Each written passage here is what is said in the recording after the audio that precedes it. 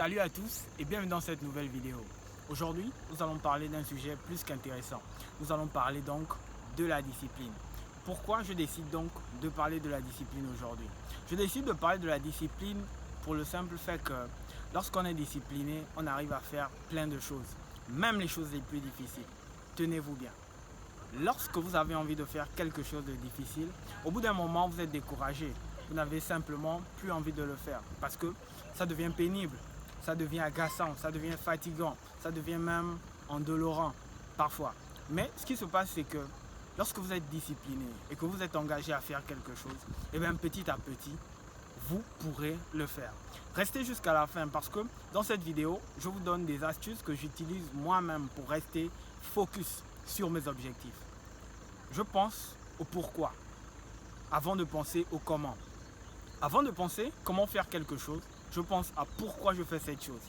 Eh bien, les raisons d'entreprendre ou encore les raisons de faire quelque chose, du sport, peu importe, peuvent être diverses et variées. La plupart des gens, par exemple, lorsqu'ils ont envie de faire du sport, ils font du sport parce que ça leur fait plaisir. Ils font du sport parce qu'ils ont envie d'être beau, un peu musclé et tout.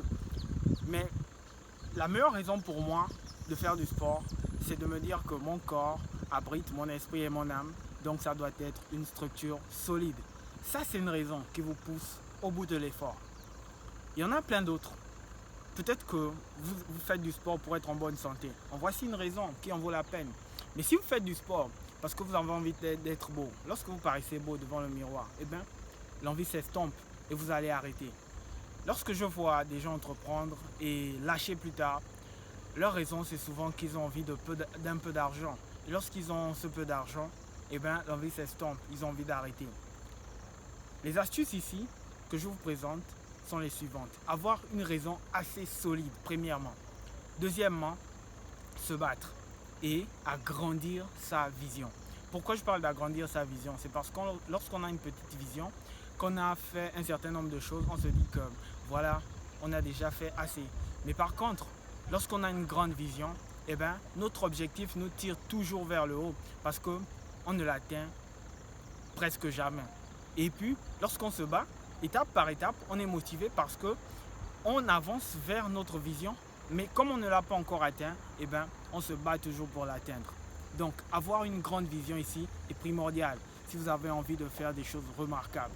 Avoir une grande vision. Et quand je parle d'avoir une grande vision, c'est penser grand. Penser milliards plutôt que de penser millions. Penser millions plutôt que de penser centaines de mille. Penser centaines de mille plutôt que de penser dizaines de mille. Eh bien, ici, les gens, lorsqu'ils arrêtent l'école pour aller en vacances, eh bien, certains se fixent des montants. Mais lorsque j'écoute les montants que certains se fixent d'avoir 100 000, 150 000, 200 000, 300 000, pour les plus osés, 500 000.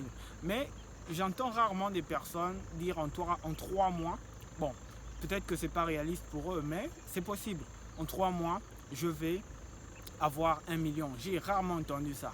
Et si ça paraît impossible ou encore irréaliste d'atteindre ça, c'est parce que lorsqu'ils vont travailler, eh bien, ils se basent sur le secteur du salariat plutôt que de se baser sur le secteur entrepreneurial.